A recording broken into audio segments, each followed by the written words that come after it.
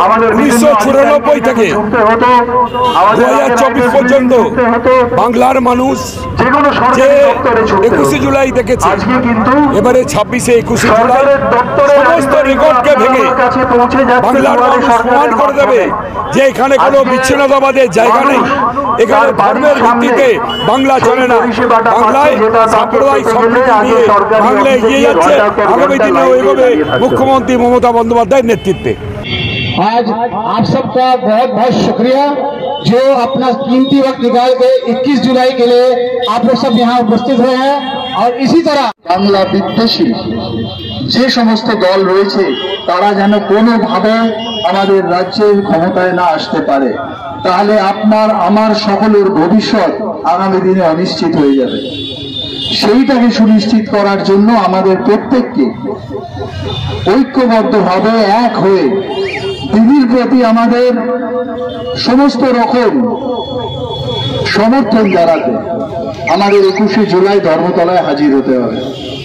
এবং হাওড়ার মানুষের জন্য তো দিদি যা করেছেন, আমরা হাওড়াবাসী হয়ে এ কথা কোনোদিন বলতে পারবো না।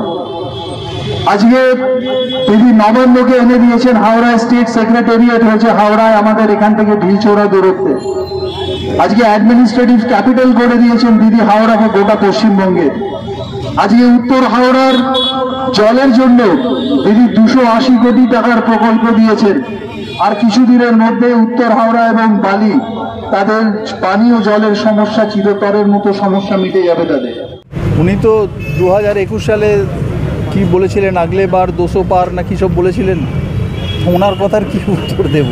উনি তো আগের বার প্রমাণ করে দিয়েছেন উনি কত বড় জ্যোতিষী। তো সেই জন্য ওনার কথার উত্তর দেওয়ার কোনো মানে হয় না। বেসিক্যালি দিদির ডেভেলপমেন্টাল পলিটিক্সের সামনে কোনো দলের, বিজেপি বলুন সিপিএম বলুন, তাদের কোনো এজেন্ডা নেই। দিদি কথা বলেন না, দিদি কথা দেন, কথা যখন বলেন দিদি সে কথা রাখেন।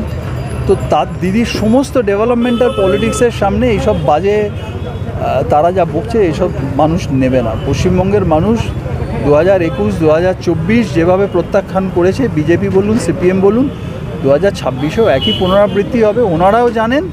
অতএব এইসব কথার উত্তর দেওয়ার কোনো মানে হয় না। সবাই কর্মী, আমরা প্রত্যেকে তৃণমূল স্তরের কর্মী। আমাদের দলের সর্বময় নেত্রী হচ্ছেন মাননীয় মুখ্যমন্ত্রী মমতা বন্দ্যোপাধ্যায়।